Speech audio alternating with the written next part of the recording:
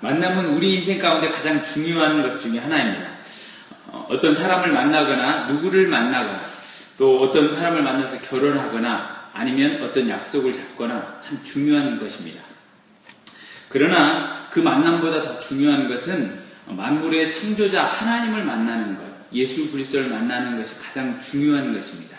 우리의 인생의 구원, 우리 인생의 마지막을 결정하는 것이고 삶의 중요한 초점, 목표를 정하는 것이기 때문입니다. 여러분은 어떤 만남의 예정을 고민하고 또 기다리고 계십니까? 오늘 룻의 말씀은 하나님께서 예수 그리스도를 어떻게 보내주시고 그 가운데 만남을 허락하시는가를 비유를 들어서 룻과 보아스를 들어서 우리에게 말씀하고 있습니다. 저와 여러분에게 하나님께서 그리스도 예수를 통한 만남의 예정이 무엇인지 또 어떻게 하나님의 구원의 역사가 진행되고 있는지 말씀을 통해서 은혜 나누도록 하겠습니다. 첫 번째, 절박한 룻의 형편입니다. 2절 보면 모압 여인 룻이 나오미에게 이르되 원하건대 내가 밭으로 가서 내가 누구에게 은혜를 입었으면 그를 따라 이삭을 줍겠나이다 하니 나오미가 그에게 이르되 내 따라 갈지어다 하매. 지금 룻의 형편은 매우 어려운 상황이었습니다. 집안에 일할 만한 남자들은 한 명도 없습니다. 늙은 시어머니와 과부 나오미만 있습니다. 땅에 있는 것도 아니고 빈손 무일푼으로 돌아왔고 더군다나 일할 수 있는 룻은 모압 족속 이방 여인입니다. 유대인들은 이방인하고는 상종하지도 않고 특별히 이방 민족 모압 족속은 거의 개 취급을 합니다. 그렇기 때문에 그들에게는 일도 주지 아니하고 어떤 직업을 허락하지 않습니다. 그러니까 당장 먹는 것 밥 한 끼가 너무도 커 보이고 해결하기 힘든 겁니다. 먹을 것이 없으니 이삭이라 주어야겠다 그런 겁니다. 말이 이삭 죽기지 쉬운 말로 이야기하면 거의 땅거지 수준입니다. 아무것도 할 수 있는 일도 없고 받아주는 사람도 없기 때문입니다. 자기 밭도 없으니까 그거라도 해야 하니 창피를 무릅쓰고 해야 합니다. 이 상황 가운데 룻이 놓여 있는 겁니다. 여러분의 상황과 형편은 어떻습니까? 요즘 사람들은 잘 먹고 잘 산다. 먹는 문제는 괜찮다라고 대부분 이야기하지만 실제적으로 먹는 문제가 우리의 삶 가운데 별로 크지는 않지만 우리의 좌절되고 우리의 주위의 모든 환경들이 우리를 힘들게 한다는 겁니다. 자녀의 문제가, 자녀의 실패가, 자녀의 앞길이, 그리고 우리 남편과 내 지금 길이 불확실하다는 겁니다. 확실히 열려있는 것들이 없어요. 보증되는 것들이 없다는 겁니다. 그것이 우리의 형편이 불안하게 하고 초조하게 합니다. 무엇이라도 내가 하지 않으면 안 되는 것, 내가 가만히 있으면 이대로 주저앉아버릴 것 같은 그런 느낌 때문에 많은 사람들이 불안에 떨고 있습니다. 어떤 사람들은 집안이 가세가 기울여서 자녀들이 공부할 수 있게끔 하는 것들이 학원 수를 줄이기 하거나 점점 필요한 것들을 다 줄여서 다 끊고 난 다음에 과외나 한두 개 아니면 집에서 이렇게 볼 수 있게 하는 그 정도만 있는 사람들도 있습니다. 또 어떤 사람들은 평생 직장이라 여겨졌던 곳에 불현듯 나가라고 해서 나이가 되지도 않았는데 나가라고 하니까 어쩔 수 없이 나와서 장래를 걱정해야 하는 사람도 있습니다. 아니면 어떤 사람들은 사업을 했는데 이 불확실한 이 미래 시대에 이 경제가 불확실해서 수급이 불안정해서 돈을 주어야 할 때 당장 어떻게 주어야 할지 모르는 그 불안감에 휩싸였다는 겁니다. 그래서 엄청난 스트레스를 많은 사람들이 받고 있습니다. 이것을 우리의 상황과 환경을 우리가 지킬 수 없다는 겁니다. 우리가 할 수 없어요. 그러면 누가 이것을 지키고 보호하고 할 수 있다는 겁니까? 하나님께서 지켜주지 않으면 이것은 어떤 것도 할 수 없다라는 이 고백을 할 수 있어야 합니다. 에베소서 2장 12절에 보면 사람들의 모습을 이렇게 표현하고 있어요. 너희는 그리스도 밖에 있었고 이스라엘 나라 밖에 사람이라. 약속의 언약들에 대한 외인이요 세상에서 소망이 없고 하나님도 없는 자이더니. 너희가 하나님의 곁을 떠나고 난 다음에 그 모든 것들은 너희는 그리스도 밖에 있었고 하나님의 은혜 밖에 있었던 자들이다. 그럽니다. 하나님의 보호를 받을 수조차 없는, 은혜를 받을 수 없는 그런 사람들이었다라고 기록되고 있습니다. 그러나 우리가 가장 절박하고 가장 힘들 때, 그때 무엇을 찾게 됩니까? 우리 인생의 근원, 이 인생의 문제가 무엇인가를 깨닫고 뭔가 알아가길 바란다는 겁니다. 그래서 많은 사람들이 내가 가장 힘들고 어려울 때 내가 처음에 믿었던 그리스도 예수를 기억하게 됩니다. 예수님을 믿게 되고 예수님을 알게 되는 거예요. 예수님을 찾게 되는 겁니다. 절망의 순간에서 찾게 되는 겁니다. 하나님의 곁을 떠난, 우리가 잃어버린 탕자의 비유에서 보면 아버지를 떠난 둘째 아들이 봅니다. 둘째 아들이 돼지의 주없는 열매, 자기의 참혹한 상황 속에서 자기는 하나님의 이름을 기억했습니다. 그리스도 예수를 찾았다는 겁니다. 절망 속에서 기억될 수 있는 것이 있다면 그것은 가족 이름, 다른 것 이름, 그것도 있지만 자기 자신이 처절하게 내려갈 때는 아무것도 생각지 않고 오직 그리스도 예수의 이름이 생각난다는 겁니다. 그러면 그리스도 예수의 이름이 생각나면 그 사람에게는 축복이요 은혜가 되는 것입니다. 그 사람의 환경이 힘들다 할지라도 그 상황 속에서 예수님을 부를 수 있다면 그는 축복받은 자입니다. 메마른 땅은 비를 애타게 기다립니다. 시들어버린 나무는 언제 비가 내릴까 소낙비를 기다립니다. 말라버린 신약가도 단비를 기다립니다. 우리의 영혼, 궁핍한 영혼이 기다려야 할 것은 생명수의 샘물로 값없이 채워주시는 그리스도 예수를 찾고 구해야 할 줄 믿습니다. 은혜는 그래서 절망 속에서 시작됩니다. 절망의 끝에서 주님께서는 이스라엘 구원 역사를 시작하셨습니다. 룻을 통해서 하나님께서는 다윗의 자손을 주셨고 또한 룻의 후대를 통해서 예수 그리스도를 예비하셨습니다. 하나님의 구원 계획은 더딘 것 같지만 절망의 상황 속에서도 하나님의 구원 계획은 끊임없이 진행되고 있습니다. 사람의 상황이 포기될 때 다른 것을 포기하지 마시고 그리스도 예수 한 분의 이름만을 붙들 수 있기를 바랍니다. 다른 세상의 모든 것들을 다 내려놓는다 할지라도 예수님 이름 한 분만은 내려놓지 마십시오. 예수님을 붙드는 순간 여러분을 일으켜 세우시고 붙드시는 줄 믿습니다.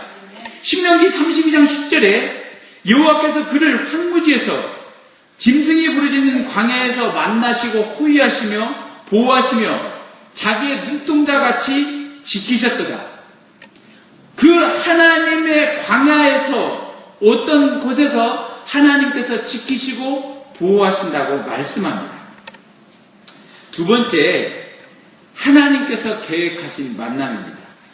2장 3절 같이 한번 읽어보겠습니다. 2장 3절 같이 읽겠습니다. 시작.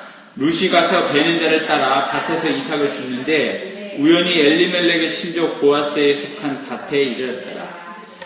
룻이 이삭을 줍기 시작하는데 우연히 보아스의 밭에 다다릅니다. 룻이 볼 때는 우연 같지만 하나님의 계획하심 속에서 보아스를 만나게 하십니다. 보아스를 만나야 룻이 결혼하는 거고 룻의 후손을 통해서 그리스도가 오는 거니까 하나님께서는 룻에게 보아스를 만나게 하는 겁니다. 하나님께서 주신 은혜와 기회들에 대해서 사람들은 우연이라고 얘기하지만 실제로는 하나님의 계획이고 은혜임을 알아야 합니다. 룻의 형편은 단번에 나아질 수 있는 형편이 아닙니다. 거지 생활, 이 땅거지 같은 이 거지 생활이 단번에 좋아집니까? 좋아질 수 없습니다. 그 당시 과부 룻을 구해줄 수 있는 방법은 하나도 없는 것처럼 보입니다. 성경에서 그 과부들을 구할 수 있는 방법으로 성경에서는 기업 물을 자라는 표현을 써서 말씀하고 있습니다. 여기 보면 2장 20절 보면 기업 물을 자라는 뜻이 나와요. 기업 물을 자라는 뜻은 뭐냐면 구속해 줄 자, 자기 자신의 기업을 대신 이어줄 자입니다. 이것은 어떤 거냐면 과부가 어떤 남자와 같이 결혼을 하게 되면 그 결혼한 남자는 자기 자신, 과부가 그 전에 있었던 전 남편의 자녀의 이름으로 아기를 낳으면 거기다 입적시켜주는 겁니다.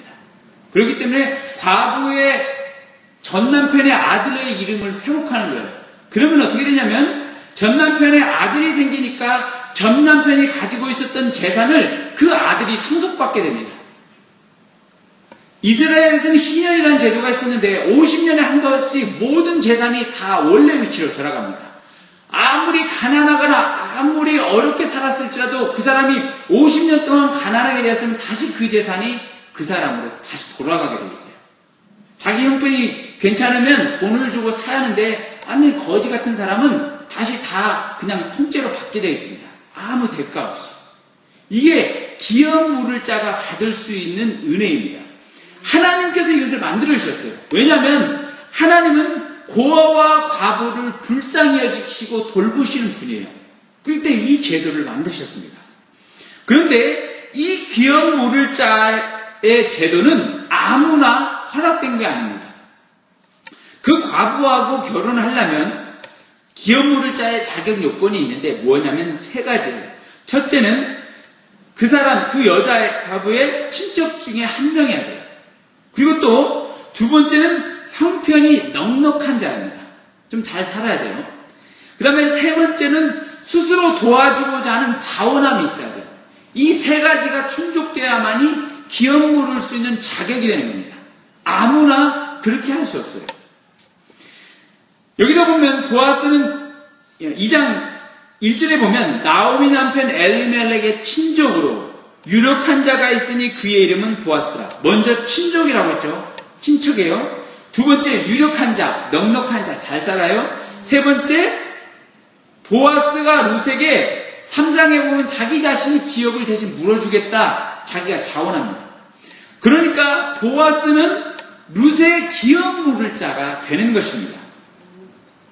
룻은 보아스와의 만남을 통해서 인생이 순식간에 뒤집어집니다. 바뀌어져요. 역전의 인생이 되는 겁니다. 룻은 나오미의 집에서 고통과 절망받은 저주의 집의 며느리로, 그것도 남편도 없고 그런 집에 시집가서 내 형편이 왜 이럴까 절망할 수도 있지만, 그러나 보아스란 구속자를 만나서 그가 절망 가운데서 구원받게 됩니다. 절망 가운데서 구출받게 돼요. 자, 그런데 룻이 보아스를 만나게 된 것은 룻이 보아스를 꼬리쳐서 하는 것이 아닙니다. 룻이 보아스에게 가서 뭐 화상을 짓게 하고 어떻게 해서 된 것이 아니에요. 꼬리쳐서 된 것도 아니고 사기친 것도 아니에요. 그냥 보아스가 룻에게 와서 내가 너를 기업 물을 줄게 이렇게 말하는 겁니다. 어떻게 보면 다른 사람이 딱 보면 그냥 일반적으로 성경에서 보면 오늘 룻기에 나오는 룻과 보아스에 있는 아름다운 사랑의 멜로디다. 마치 신데렐라처럼 돈 없는 어떤 가난하고 예쁜 마음씨 착한 여자가 부자 남편을 만나거나 아니면 왕자님을 만나거나 이런 성공 러브스토리처럼 멜로 드라마처럼 꾸밀 수 있지만 그것은 성경에서 이렇게 말하고 있지 않습니다. 성경은 그런 걸 말하고자 하는 것이 아닙니다. 성경에서 오늘 말하고 있는 보아스는 예수 그리스도를 보여주는 그림자입니다. 모형입니다. 예수님께서는 절망과 슬픔에 있는 우리 인간에게 오셔서 구속자가 되어주러 오셨습니다. 룻이 가난과 절망의 상태에서 도저히 벗어날 수 없었던 것처럼 인간의 죄로부터 벗어날 수 없는 우리에게 예수님이 오셔서 우리를 구원해 주신 겁니다. 우리를 하나님의 은혜로 씻겨주시고 구원받게 하시고 하나님의 은혜를 은총으로 주셨습니다. 이 보아스와 룻의 내용은 예수 그리스도가 인간을 얼마나 사랑하는가를 다양한 각도로, 오늘은 멜로드라마란 아름다운 옷을 입혀서 구원의 이야기를 말씀해주고 있습니다. 성경에서 이것을 깨달아야 합니다. 자, 그러면 먼저 예수 그리스도가 어떻게 우리의 기업물을 자가 되어야 하는지 말씀을 봐야겠습니다. 첫째로 가장 친척이라고 했는데 예수님이 우리의 친척이 됐습니까? 친족? 어떻게 예수님이 친족이 될 수 있습니까? 가장 가까운 자. 히브리서 2장 11절 이렇게 기록하고 있습니다.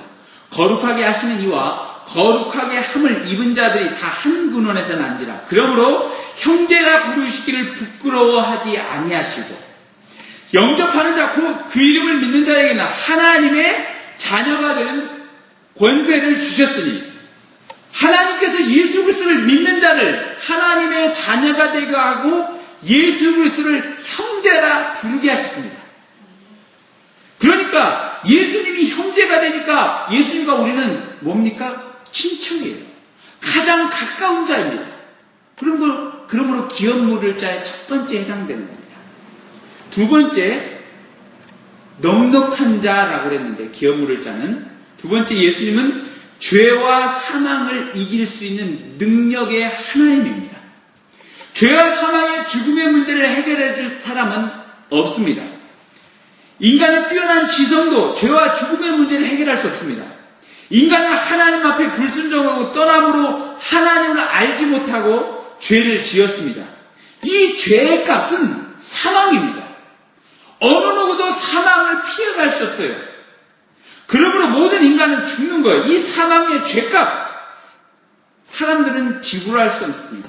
모든 인간이 죄인이기 때문에 죄값을 지불할 수 없다는 겁니다. 자기 죄값을 자기 자신이 받아야 하니까. 죄의 문제는 죄 없고 흠없는 하나님의 아들 예수 그리스도만이 책임질 수 있는 부분입니다. 예수 그리스도는 죽음에서 십자가에서 죽으시고 사망 가운데 들어가셨다가 홀로 일어나셨고 부활하셨습니다. 그리스도는 죽음을 이길 수 있는 능력자이십니다. 하나님이십니다. 그러므로 그리스도 예수는 기업물을 짜요. 우리의 기업물을 짜. 그리스도 예수가 우리의 능력, 죄와 사망을 이겨서 우리에게 구원해 주실 충족자가 된다는 것입니다. 여러분, 통일교 문선명 교주가 9월 3일 며칠 전에 1주년 됐습니다. 추도식도 하고 막 그랬었는데 그 사람이 1년 됐는데 문선명 교주가 살아날 것 같았는데 안 살아났습니다. 하나님인 줄 알고 다 믿었는데 죽어버렸어요. 그러니까 또 뭐 있다 하는데 1년째 아무것도 없습니다. 뉴스에서 나오지 않았습니까? 일본 사람들이 와서 2명이나 자기가 몸에 막 기름 껴서 불을 대지 않았습니까? 어떻게 한번 해보려고 자기 자신을. 문선명, 이 땅에 많은 이단의 교주들이 그렇다는 겁니다. 자기는 살아난다. 옛날엔 또 영생교가 있었습니다. 자기는 불멸한다는 죽었는데 보이지도 않습니다. 예수님은 3일 만에 살아나야 돼요. 성경에 기록한 메시아는 3일 만에 살아나야 돼요. 50일도 아니고 60일도 아니고 성경에는 딱 3일 만에 부활하라고 했어요. 3일 만에 부활하시니까 누굽니까? 예수 그리스도 한 분이십니다. 부처도 죽고 석가도 죽고 다 죽었습니다. 마호메트도 다 죽었어요.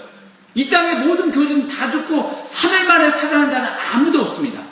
그러나 예수 그리스도는 3일 만에 부활하셨고 하나님 우편에 지금 앉아 계십니다. 그리고 재림의 주로서 심판하러 오십니다. 그러니까 그리스도 예수는 능력의 하나님입니다. 기업물을 짜요. 세 번째로 그리스도 예수는 기업물을 짜는 자원함으로 알아보려 했는데 세 번째 예수 그리스도는 친히 자기 자신이 십자가에 오르셨고 십자가의 죽음을 담당하셨습니다. 예수님께서 죽기까지 순종하심으로 십자가에 올라갔습니다. 예수님께서 이 십자가의 고통이 너무도 힘들고 어렵기 때문에 예수님께서 십자가에 못 박혀 계시는 어떻게 말씀하셨냐면 이 잔을 내게서 옮겨 주옵소서. 할 수 있거든 이 잔을 옮겨 주옵소서 그랬어요. 그러나 내 뜻대로 마시고 아버지의 뜻대로 하옵소서. 하나님의 하나님의 뜻이기에 그는 기꺼이 순종하고 십자가에 못 박혀 죽으셨습니다. 그가 자기 자신의 모든 것을 내어 주셨습니다. 그가 십자가에 자기 자신을 내어놓는 순간 우리가 하나님과 가까워졌습니다. 에베소서 2장 13, 14절 이제는 전에 멀리 있던 너희가 그리스도 예수 안에서 그리스도의 피로 가까워졌느니라. 그는 우리의 화평이시니라. 둘로 하나를 만드사 원수된 것 중간에 막힌 담을 자기 육체로 허시고 그리스도 예수가 하나님과 인간에 다툰 장벽을 허물어 버리시고 하나님과 인간이 손을 잡고 아버지라 부를 수 있도록 허락한 은총을 주셨습니다. 그러므로 그리스도 예수는 우리에게 가장 친한 형제가 되셨고 죄와 사망을 이기는 능력의 하나님이 되셨고 그리스도는 십자가를 치시고 자원하셔서 우리에게 구원을 주셨습니다. 예수 그리스도는 우리의 참된 기업 물을 자가 되십니다. 이것을 믿을 수 있기를 소원합니다. 세 번째, 그러면 그 사람들에게 만남의 예정 가운데 하나님께서는 무엇을 허락하시려 하느냐? 하나님의 은혜를 주시려 한다는 겁니다. 하나님께서. 룻기 2장 4절에 같이 한번 읽어보겠습니다. 시작. 마침 보아스가 베들레헴에서부터 와서 베는 자들에게 이를 때 여호와께서 너희와 함께 하시기를 원하노라 하니 그들이 대답하되 여호와께서 당신에게 복 주시기를 원하나이다 하니라. 5절 보아스가 베는 자들을 사환에게 이르실 때 이는 누구의 소녀야 하니 보아스가 룻이 누구인가 물어봤습니다. 이제 자 베는 7절 6절 7절 같이 한번 읽어볼까요? 또 시작. 베는 자를 거느린 사환이 대답하여 이르되 이는 나오미와 함께 모압 지방에서 돌아온 모압 소녀인데 그의 말이 나로 베는 자를 따라 단사에서 이삭을 죽게 하소서 하였고 아침부터 와서는 잠시 집에서 쉰 후에 지금까지 계속하는 중이니이다. 아멘.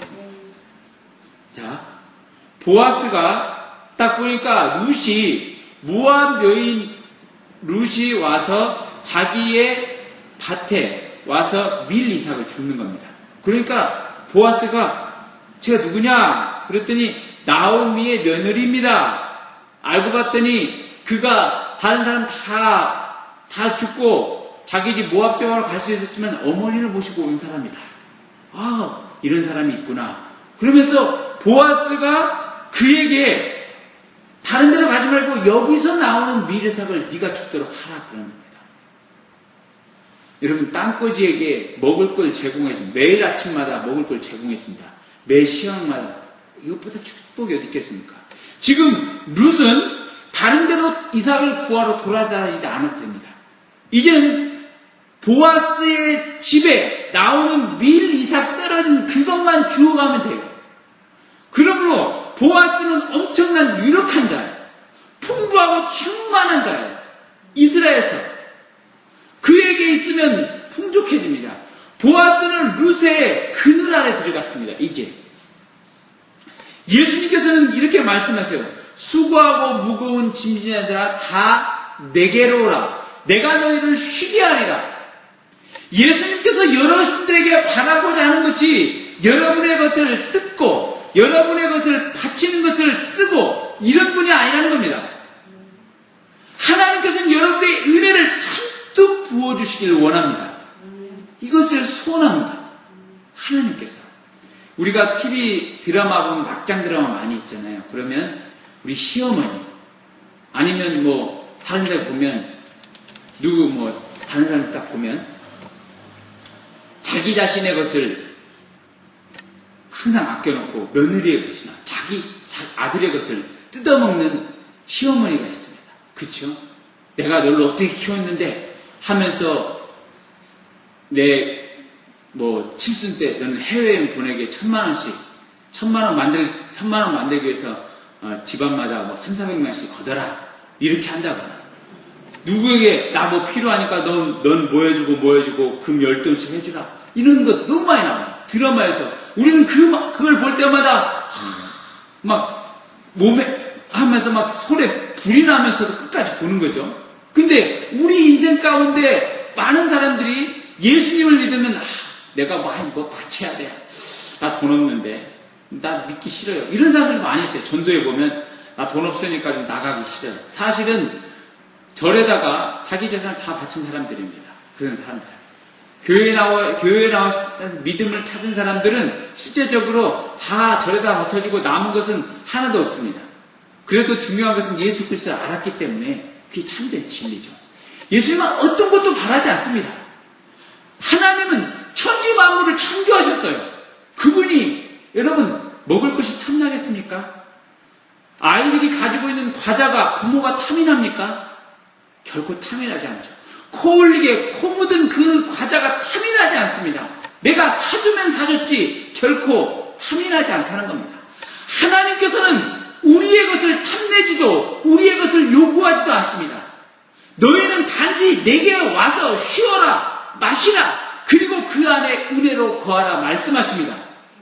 그러나 사람들은 그 은혜를 깨닫지 못하고 하나님을 떠납니다. 내 스스로 살아버립니다. 오늘 하나님께서 말씀하십니다. 우리의 인생의 고백은 오직 내 안에 그리스도 예수에게 돌아오는 때만이 진정 기쁨과 은혜, 쉼을 얻을 수 있다는 것을 믿고 고백하시기 바랍니다. 바울은 자신의 일생을 고린도전서 15장 10절에 이렇게 고백합니다. 그러나 내가 나된 것은 하나님의 은혜로 된 것이니 내게 주신 그의 은혜가 헛되지 아니하여 내가 모든 사도보다 더 많이 수고하였으나 내가 한 것이 아니오 오직 나와 함께 하신 하나님의 은혜로다. 하나님의 은혜 때문에 내가 지금 현재 있는 거고 하나님의 은혜에 감사해서 내가 수고하고 하나님의 일을 하는 것이다 말씀합니다. 우리의 인생 가운데 우리는 하나님의 은혜를 받으러 나온 자입니다. 이 시간도 여러분 하나님의 은혜를 받으러 나온 줄 믿습니다. 이 가운데 나와서 그리스도 예수를 통한 참된 은혜를 얻고 돌아갈 수 있길 바랍니다. 우리 가운데 수고하고 무거운 짐자가 다 내게로 오라 말씀하신 주님이 참된 은혜로 목마른 자에게 값없는 생명수의 샘물로 만족시켜 줄 줄 믿습니다. 우리 시대는 은혜를 모르고 사는 사람이 참 많습니다. 예수님을 모른 채 오늘도 삶의 목표가 무엇인지 허겁지겁 정신없이 사는 사람들이 많습니다. 이때 잠시 모든 것을 내려놓고 나의 삶의 은혜를 베풀어 주시는 분이 나의 동료도 아니고 나의 어떤 것도 아니고 우리의 우상도 아니고 내가 알고 있는 뭐 좀 한가닥 하는 사람도 아니고 인생의 주인이신 그리스도 예수 한 분이심을 깨닫기 바랍니다. 그러면 그 사람에게는 하나님의 은혜를 경험하게 되고 언제나 매 순간순간마다 예수님을 만남으로 하나님의 은혜가 매일매일 풍성하게 불어나서 풍성한 은혜를 나도 받고 다른 사람에게도 나누어줄 수 있는 자가 될 수 있을 줄 믿습니다. 그래서 고린도후서 6장 2절 이 말씀을 한번 주목해 보십시오. 이르시되 내가 은혜 베풀 때 너에게 듣고 구원의 날에 너를 도왔다 하셨으니 보라 지금은 은혜를 받을 만한 때요 보라 지금은 구원의 날이로다. 그리스도 예수가 여러분을 만나주셨고 여러분과 함께합니다. 지금은 여러분이 은혜 받을 만한 때요 구원받을 만한 때입니다. 하나님의 놀라운 구원의 날입니다. 주님의 은혜를 받는 축복의 인생 매 순간순간마다 될 수 있기를 소원합니다. 이 가을에도 끊임없이 그리스도 예수가 여러분의 마음 가운데 찾아오시고 만남으로 이 가을에 풍성한 그리스도의 은혜를 맺는 열매 맺는 인생이 될 수 있기를 소원합니다. 가을에 열매 맺는 길은 강렬한 햇볕과 선선한 기운을 맞는 것입니다. 그러면 저절로 곡이 단단해지고 열매를 맺습니다. 여러분이 그리스도 예수의 포도나무 가지에 붙어 있고 예수님의 몸에 붙어 있으면 주님께서 풍성한 열매를 여러분에게 맺게 해줄 줄 믿습니다. 이 풍성한 열매가 여러분의 가정에 가득 넘쳐서 이 가을에 풍성한 수확이 있기를 간절히 소원합니다.